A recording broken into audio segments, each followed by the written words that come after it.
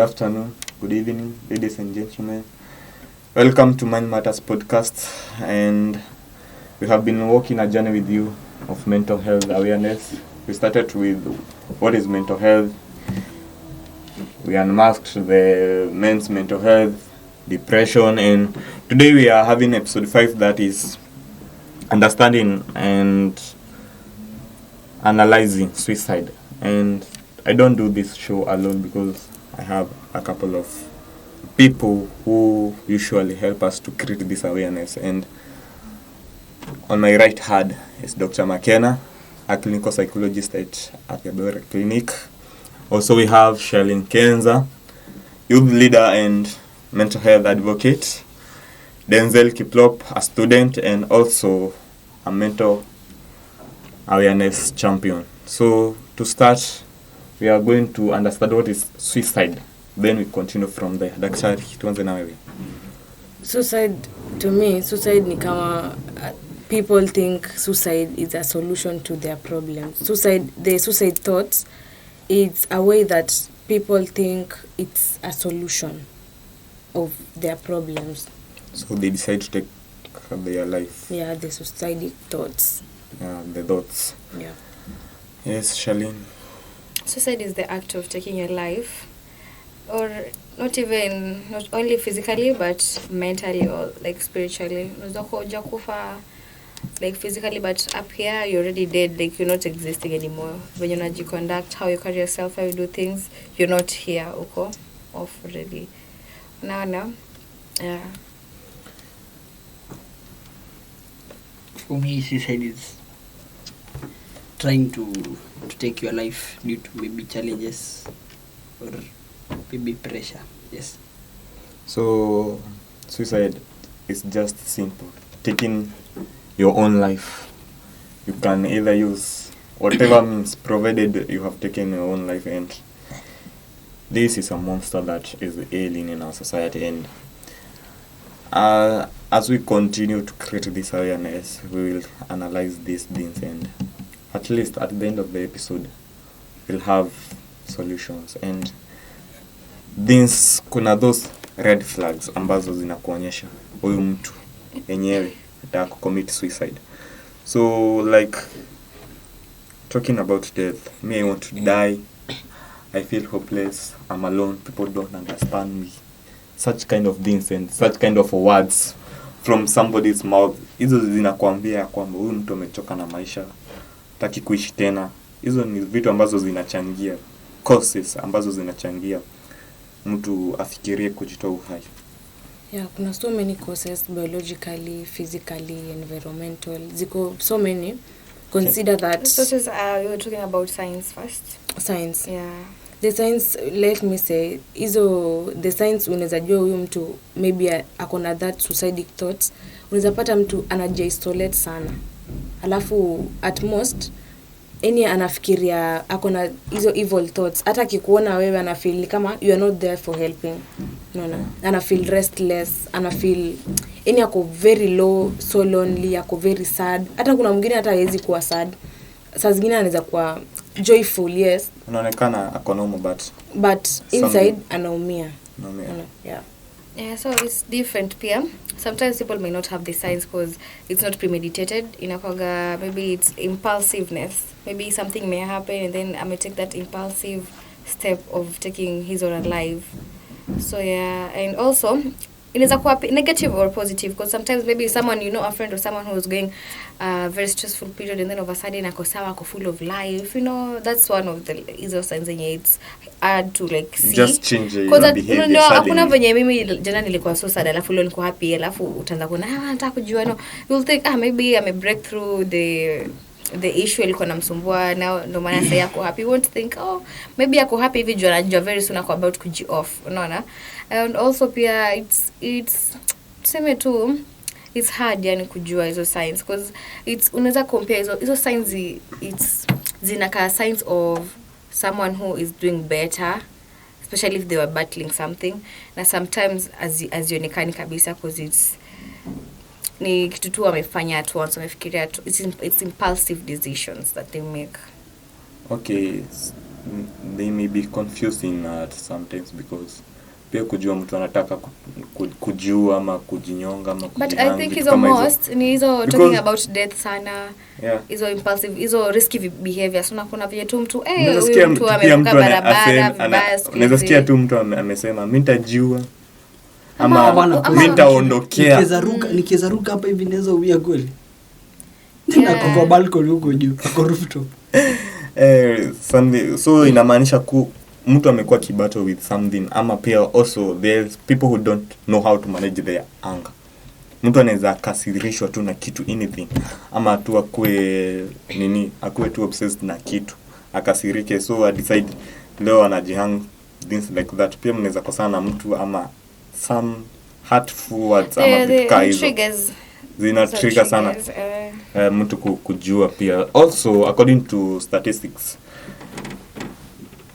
people die watu kufa kila siku, but out of those people wenye wanakufa kila siku 4 of them ni suicide cases, and this is alarming because 4 people dying because of suicide inaonyeshana kuna kitu mahali ambacho hakiendi vizuri, and majority of them 5 more than the number of women, they are men who are doing this. And pia wanaume shida, we have been trying to talk to men, and I know tukiendelea wanaume wataendelea kufunguka because wao wengi the numbers wengi ndio also not even about nataka kusema it's not even about the gender, also the age.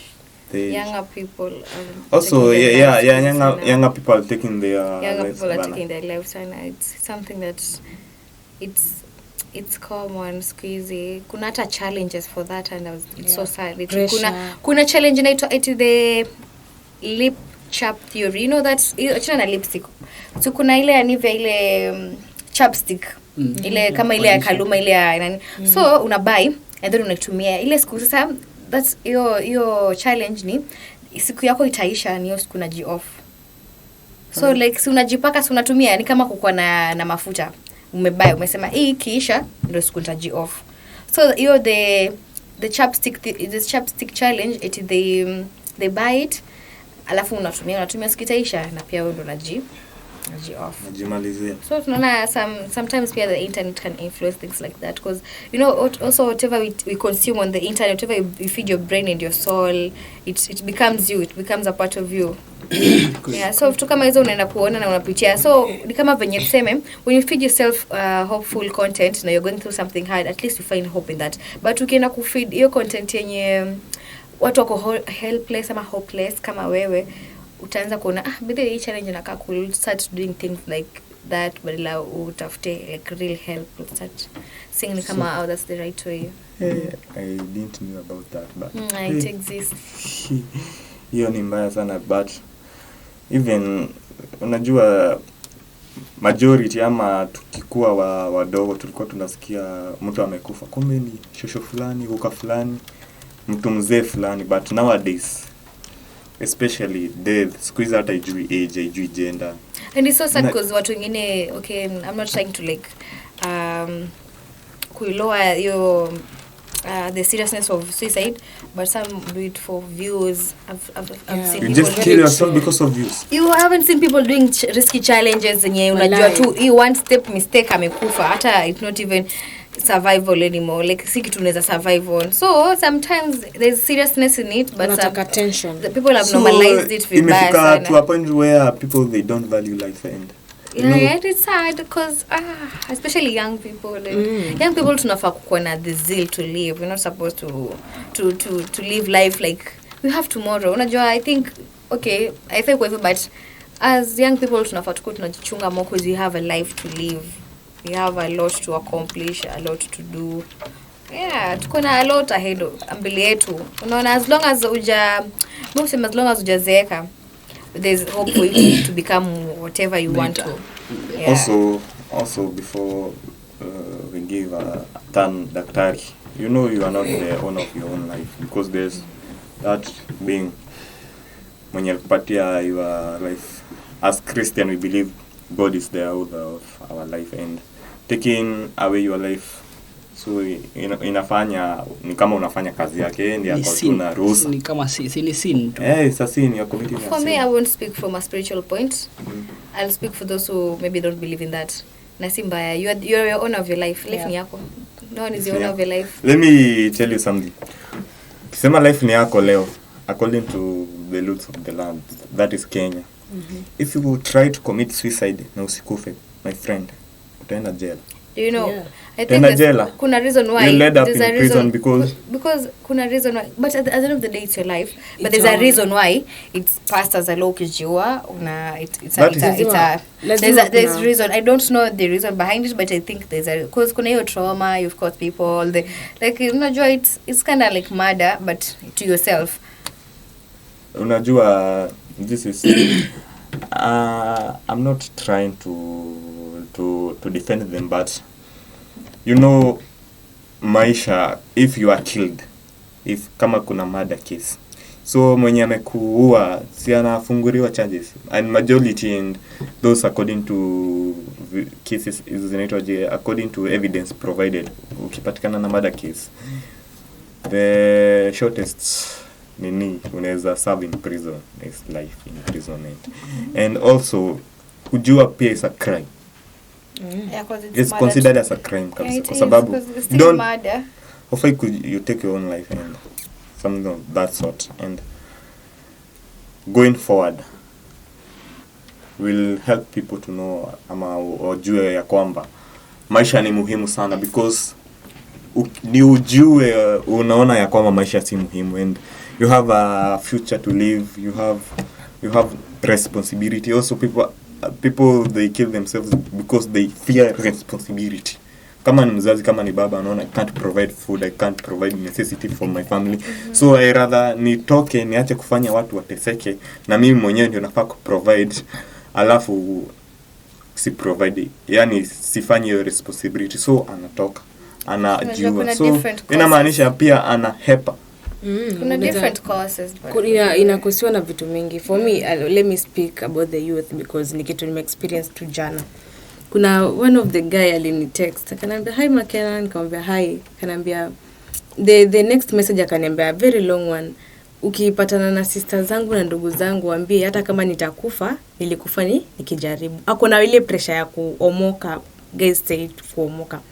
Yani people wana the fake life from others, wanaona mimi nisipofikia pale maybe nitateseka, kutokuwa na pesa nini. Anaona mimi nikikosa pesa hivi at my age, anaona vijana wengine maybe wanapata pesa, kama kuna huyu celebrity anaitwa Kenyan Prince, akona pesa mingi, ana feel like Kenyan Prince ni mdogo, ako 20s na ana pesa mingi, ana feel nisipofika pale pia mimi nifanye maybe nitateseka, kitu kama ndio nampush to suicide, to kuwa na suicide thoughts, unaona.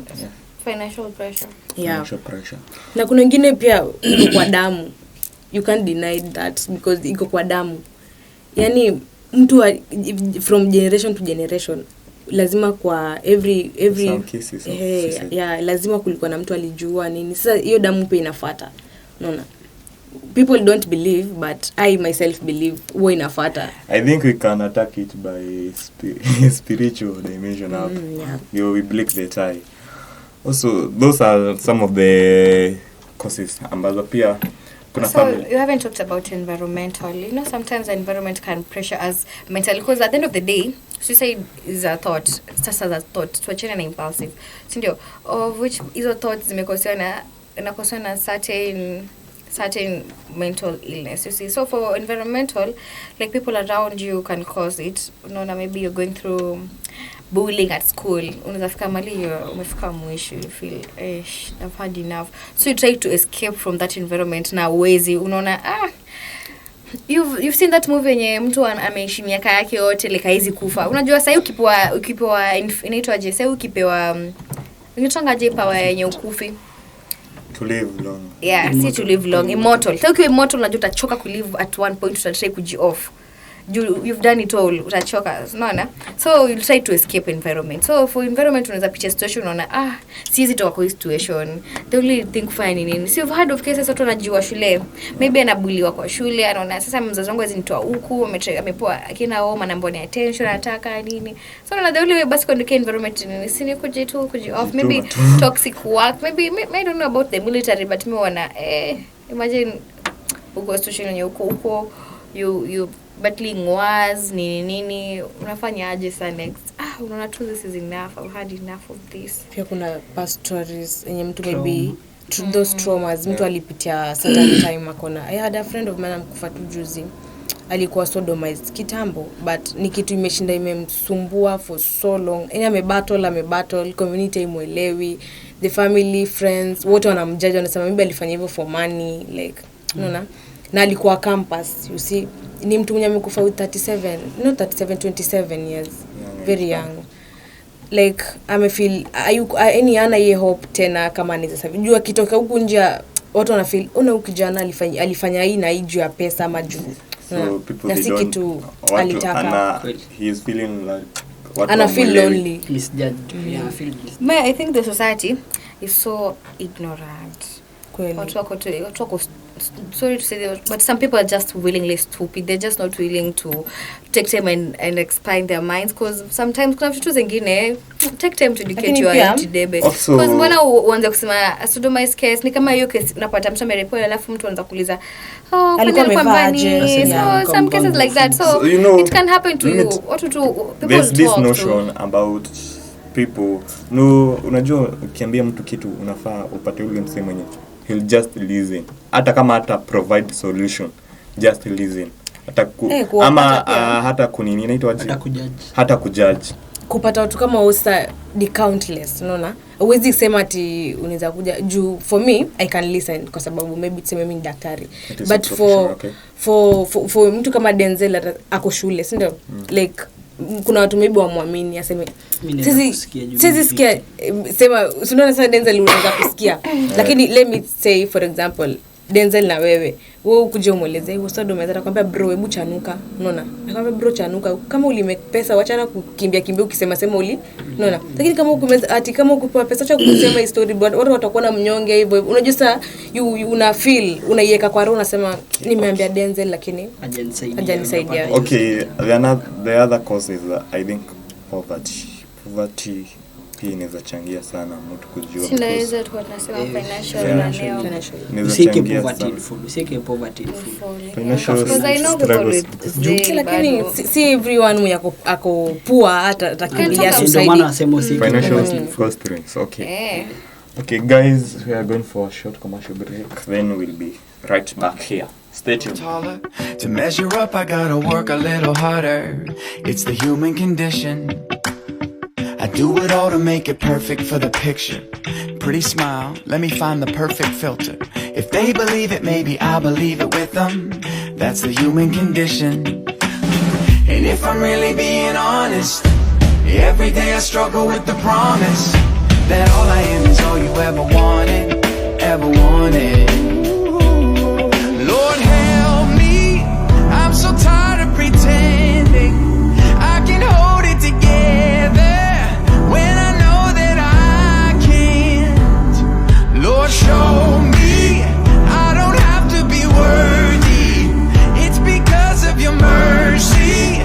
You love me just as so guys, welcome back, and moving forward there are some solutions that we can offer to this suicidal thoughts and healing, and those who are struggling kuna venye wanaweza saidika. So we'll continue from there. Shelley, kusaidika, I'd say as much as we say watu waende ku speak about or speak out, you should not speak it out to everyone. You should find safe spaces, because as I said, society is busy. Watu tu wamejazia, people don't know how to handle these things. People are not educated enough or smart enough or emotionally intelligent enough or mature enough to handle such information. Unaweza peleka mtu information yako and then when you expect I treat civil. So not everyone is a safe space. Look for someone who is a safe space to you, or someone who has gone through maybe the same thing you think. Ama unaona tu mtu, like go to a safe space, like kama niko speak it out to a safe space, because also the internet is good and bad at the same time, because I know people who